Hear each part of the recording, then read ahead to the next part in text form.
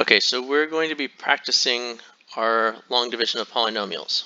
Okay, so we've already learned that this division here can be created into a typical long division problem. So that's what I'm going to do first. I'm going to rewrite my rational function as a long division. So the bottom goes on the outside and the numerator goes on the inside because we're dividing this by that. Okay? Now, the first thing we do is we go, okay, we have to figure out what times x gives me x cubed. Well, that's easy, x squared. So now I'm going to multiply this, and remember there are implied parentheses here, like this. So I have to distribute through both terms. So x squared times x is x cubed minus 3x squared. Then we change the signs, so that becomes negative and this one becomes positive. So we get 0, and 3x squared plus 3x squared is 6x squared. Then we bring down our next term, so negative 10x. Now we look at our next one. What times x will give me positive 6x squared? Well, positive 6x. Then we distribute through both of them, so we get 6x squared minus 18x. We subtract, which changes the signs on both of my terms. So we get 0 because positive minus this negative is 0, and then negative 10 plus 18 gives me positive 8x.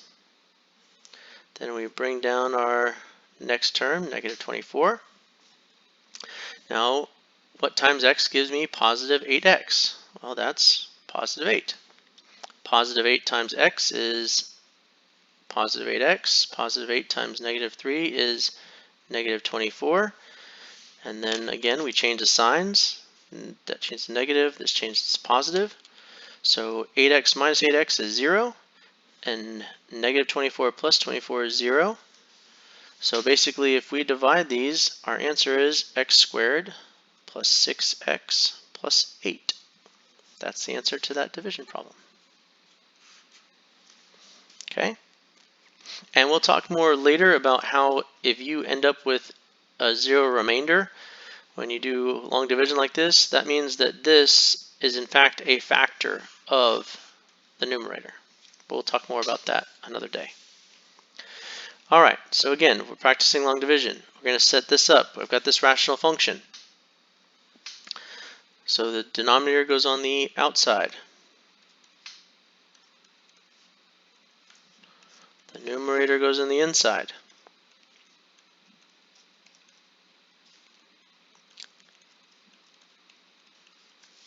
Now, I do have more terms in this outside function, but that's not going to make a difference. Remember, we still have to distribute through. There's still kind of the parentheses there.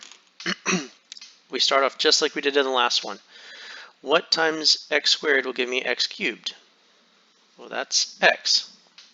So x times x squared is x cubed minus 2x squared minus 15x. We subtract, which changes the sign, that one to negative, that one to positive, that one to positive, and then we add. So negative 9 plus 2 is negative 7x squared, and then positive 6 plus 15, that's positive 21x. We bring down our next term.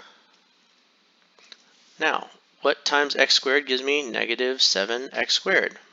Well, that's negative 7. Negative 7 times x squared is negative 7x squared. Negative 7 times negative 2x is positive 14x. Negative 7 times negative 15 is going to be positive 105. We subtract, which changes the sign, so that one to positive, this one to a negative, this one to a negative, and then we add, so we get 0, and then 21 minus 14, that is 7x. And then 56 minus 105, that is negative 49. And since there's nothing I can multiply x squared by to give me 7x, this is my remainder. So my answer to this is x minus 7 plus my remainder of 7x minus 49 over x squared minus 2x minus 15. And that's my answer.